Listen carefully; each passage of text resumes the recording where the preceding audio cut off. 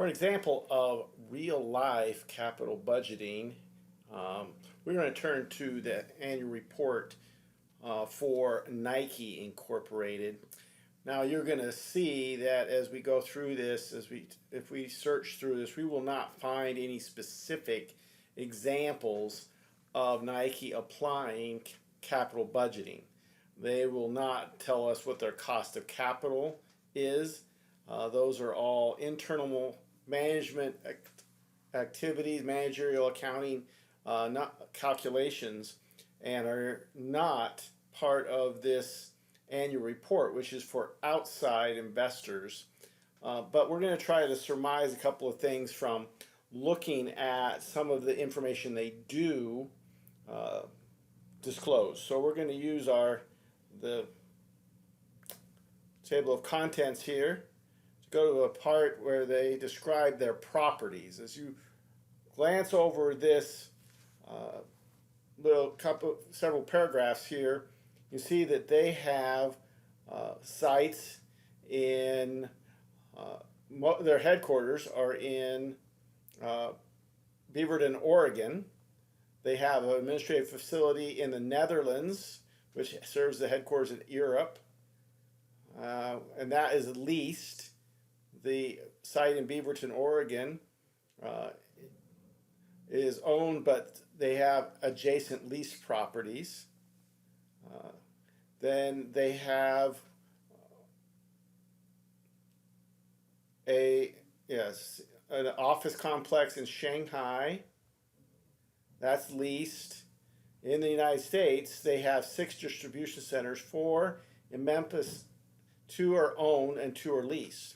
So you see they have a mix of things that they have purchased and some that are leased, all of which are long-term investment decisions. So in each case, Nike made a determination whether it was from a net present value standpoint or an internal rate of return better to lease or own these properties, whether it be in Korea or China or in Memphis or Beaverton.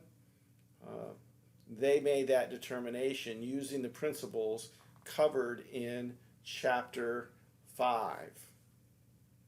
So, and then of course, most of the retail stores, their factory stores, are leased. And you can see there, they go all the way through year 2043. That's a long time in the future. So, that's just an illustration of how the kinds of decisions that would be made using the information that we covered in this chapter.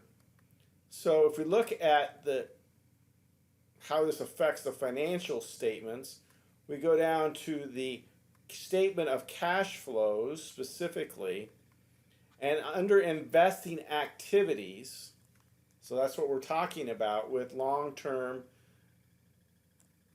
budgeting or capital budgeting, is long-term assets and the purchase of those. That's the cash involved in those is summarized in the second section, or the cash provided or used by investing activities on the financial statements. So while we cannot tell individually what they purchase, we can see that in this last year, ending in 2019, they spent, and this is in millions, so that's $1,119,000,000 in cash on additions to property, plant, and equipment.